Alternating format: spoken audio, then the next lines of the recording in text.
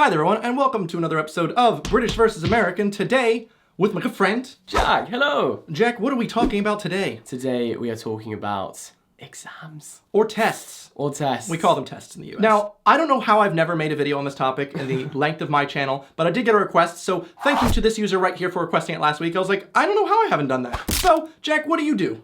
I am a university student in Durham. I've been doing exams now for 7 years in a row, which is traumatizing. So you are the breathing embodiment of an exam in the UK. Yeah. I have nothing else to say, it's just You sad. like got depressed, you're like, yeah? I was like, oh Now I'm no, sad. That's the worst Tinder bio ever. I'm the human embodiment of an exam. One of the big things people always ask about differences between exams in the US and the UK is, GCSEs, is that like SATs? There's lots of letters there and I don't know what any of them stand for. You guys don't have SATs in the UK. I didn't know what that meant. Actually, no. Yes. No, yes. Sorry. When I was in primary school, I had something we called SATs exams, and they were like, it was just English, maths, and science. But what was the level of English, math, and science? Low. Okay. And you could get like grade 1 to 5, I think, and that just decided whether you got into secondary school. But like, okay. I'm pretty sure it's compulsory to go to secondary school, so like... It was just, maybe it was finding your placement. Just like an indication. I know that where I'm from, we had something called the GEPA, which is the Grade 8 Proficiency Assessment.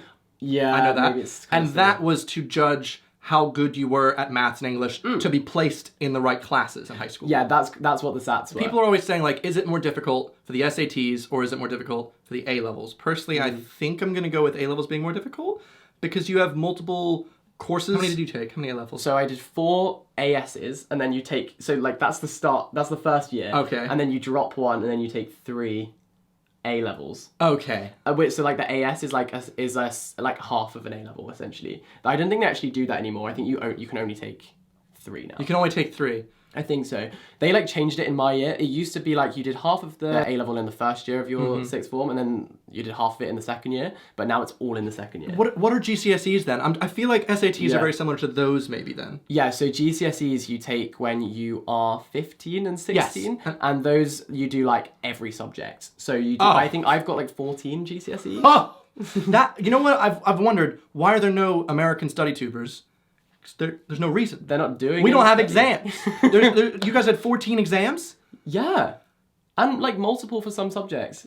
I had 3 exams for every science, so that was like 3 for biology, 3 for chemistry, 3 for physics. So that's 9 exams for 3 grades. That's horrifying. Good question. I mean, that just sounds like you're constantly studying. Yeah. The SAT is mostly just math and English. Right. You take it when you're about 15 or 16, and you don't... I mean, I know people study for it, but personally, I never studied for it. I took the test, got a grade, and then that determines if you go to college. Person. It is like algebra and basic geometry, which I had already learned. So, like, I didn't need to study for it because it was something... Okay, I have a question then. What is a GPA? Your grade point average.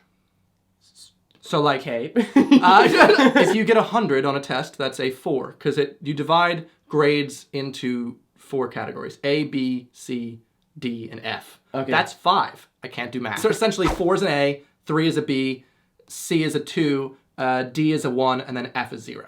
Oh. So if you're a 3.5, you're a B+. If you're a 3.7, you're an A-.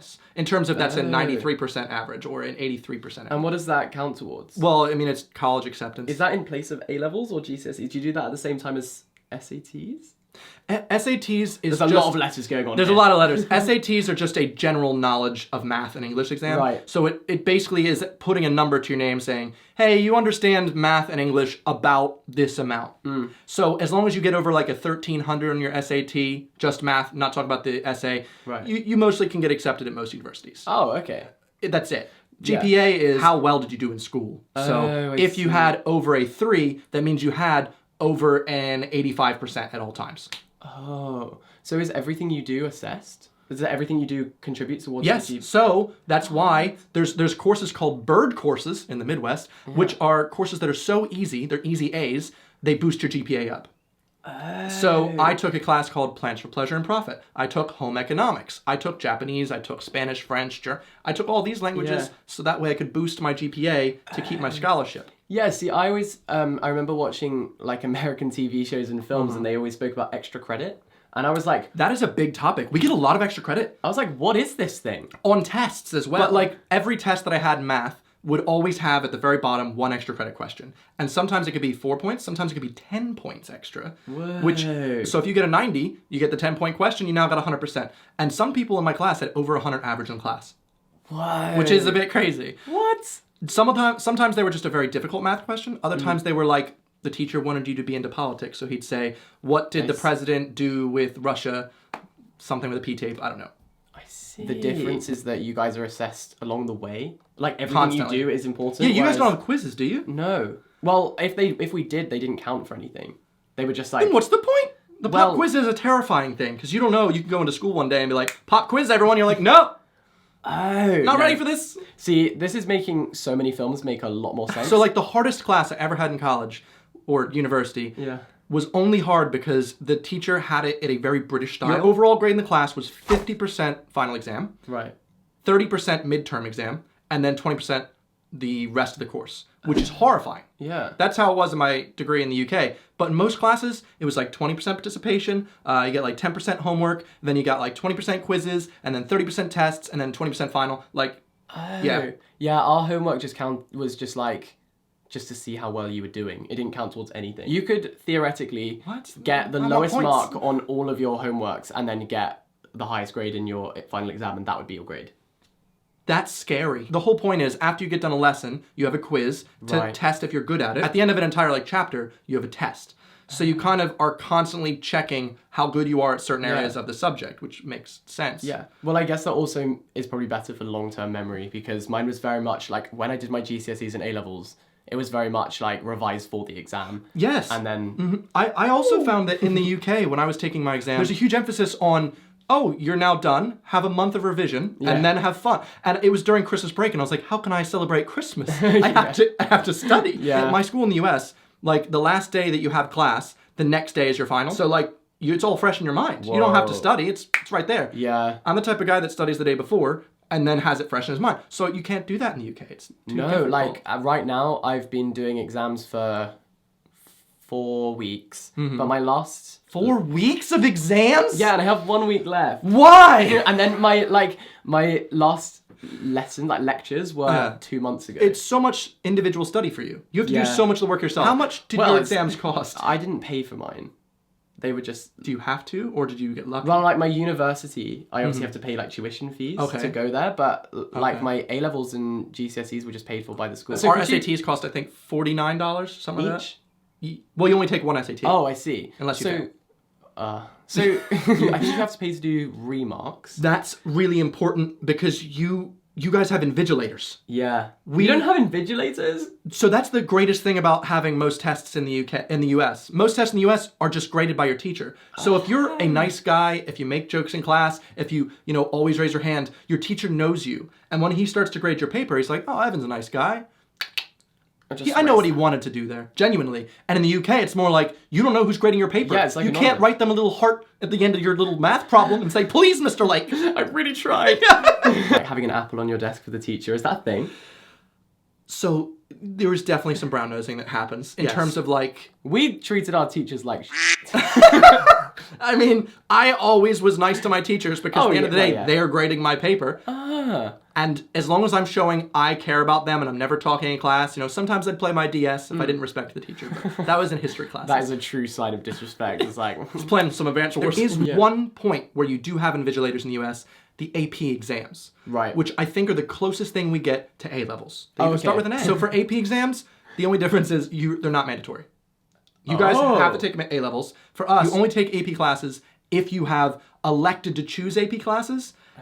And they're like the toughest of all the courses. So what is an AP class? Advanced placement. Right. AP is much more intense. And at the end of the year in May, you have an AP exam with an invigilator. It costs, I think, $97 to take the test. But if you pass it with, it's out of 5. If you get more than a 4 or 5, you get college credit. So you can use that at your university of choice.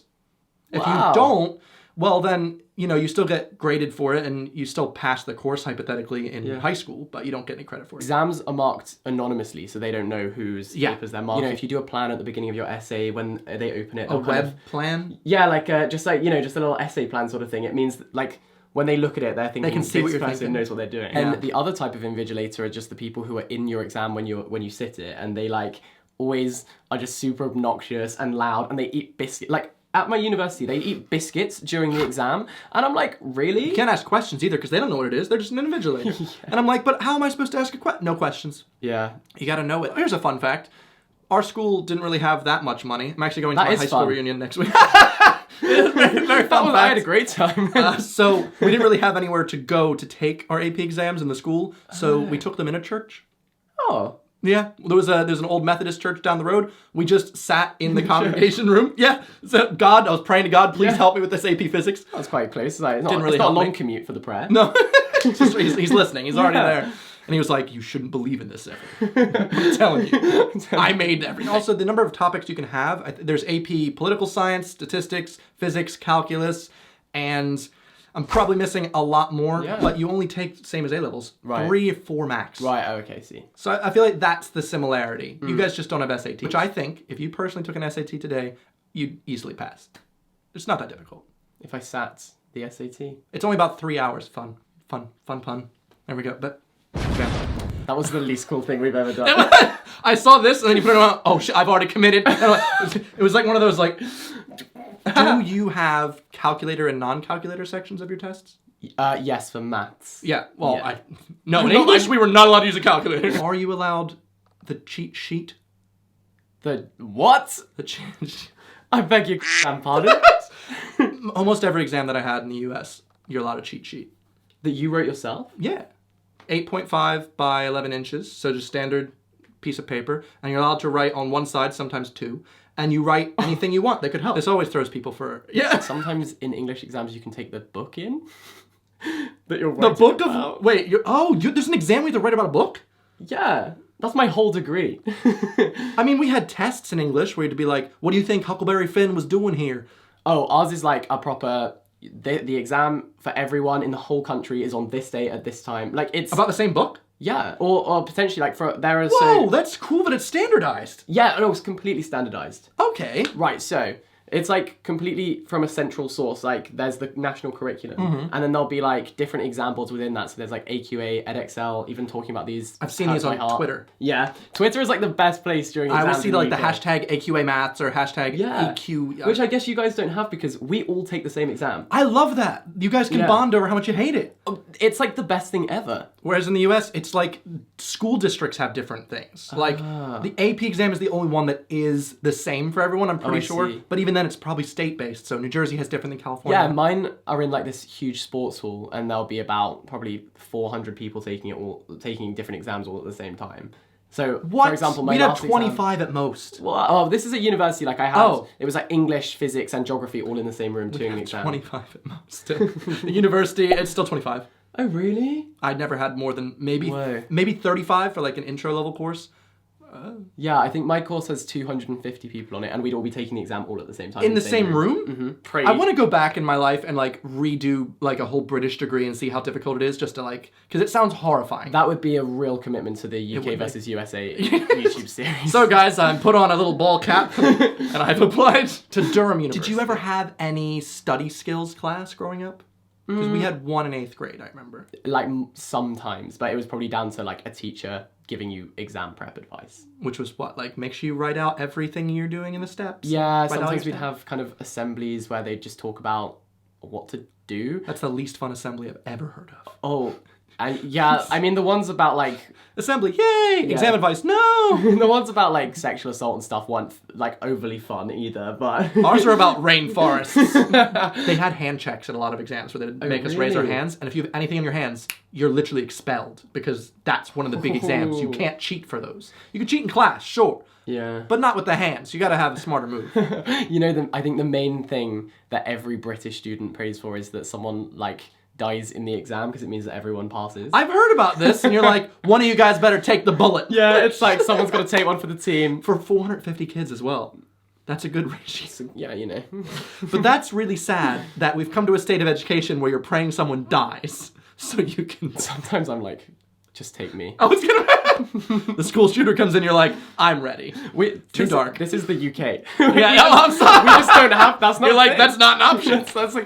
That would be like exams. US versus UK. We don't have bombs. It's really sad. I just realized I was like, oh yeah, that's normal. And you're like when the school shooter comes in, I'm like, no, actually. He's a photographer shooting us. Like, what do you want? Do you guys have to use number 2 pencils on everything? No, we use pens. How are they graded? With another pen? For the SATs and a lot of exams, they're standardized, and you have to. It's with a Scantron. Do you know what that is? Oh, it's like one of those it scans in your writing. Yeah, it's like bubbles. So you have to like fully color in the bubbles with the number 2 pencil. Oh. And if you use any other pencil, I've never even heard of a number 1 pencil, then it doesn't get marked right and you'll get a 0. So you have to have number 2 pencils for all these tests. I don't think there were many exams which were multiple choice. Like they were all essay based. SAT is 75% multiple choice. Yes. And also the ACT, which is the similar one, is 100% multiple choice. That is mind-boggling. Yeah. Only 25% is writing of answers. Whoa, like yeah. Even the English one, by the way. Yeah, even I was going to say your English. Yeah. What are the multiple choices? What do you think this word means? No. Parsimonious. Is it A, stingy? B, yeah. I was wondering. I was like, how do you not use pencils? Because you don't standardize. No, everything is just So that's why you need invigilators. They're just essays, yeah. So pretty much everything, even science and stuff, is all essay based. Americans made it like fast food. Just put that in the machine, do it for us, do the grading. So I genuinely think you guys just have a higher standard and it's harder to deal with. So I don't know. I mean, we weren't allowed to use blue pens. That's one thing. Why? Like, you have to write in black ink. You absolutely have to write in black ink. One time, a fire alarm went off mid-exam, and you are not allowed to speak. You have to all leave the hall in single file lines, and, like, no one is allowed to say a word, otherwise you get disqualified. Even if, like, if you were on fire, I'm pretty sure you'd get disqualified. Just silently scream? Yeah. And be like, did you scream the word C? And I was like, I was screaming E! Yeah. These are actually really different. I didn't realize that the exams would actually be... Yeah, I also didn't really expect the differences to be quite this extreme. Yeah. I thought they'd be different, but not like, there is no comparison. There is no like, this is the SAT of England and this is the GCSE of America. Yeah. They're very different. Spilling tea everywhere. Oh. Spilling the tea. Spilling the tea. On exams. If you enjoyed this, please be sure to give it a thumb up and also leave a comment if you experienced things a bit different than us, because I am from Jersey, he goes to Durham, so maybe you've experienced a little bit different. Who knows? Also, we did a video on Jack's channel. What was that about, Jack? We spoke about American universities because, as you can tell, I know nothing about the American education system. So if you want to check that out, please be sure to click the card on screen, or there's more cards on screen. Everyone loves a pack of cards. Anyway, thanks for watching. See you guys on the next one. Goodbye. Bye.